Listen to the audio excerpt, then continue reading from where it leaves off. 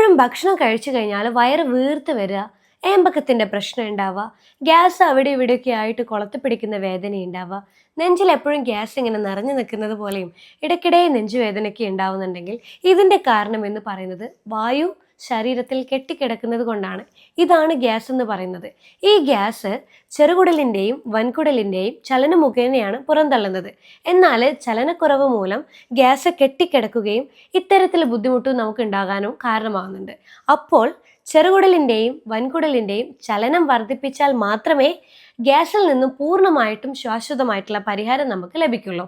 ഈ ചലനം വർദ്ധിപ്പിക്കാൻ സഹായിക്കുന്ന ഏറ്റവും നമ്പർ 1 ആയിട്ടുള്ള മെഡിസിനാണ് നമുക്ക് ഏറ്റവും സുലഭമായിട്ട് ലഭിക്കുന്ന ഇഞ്ചി.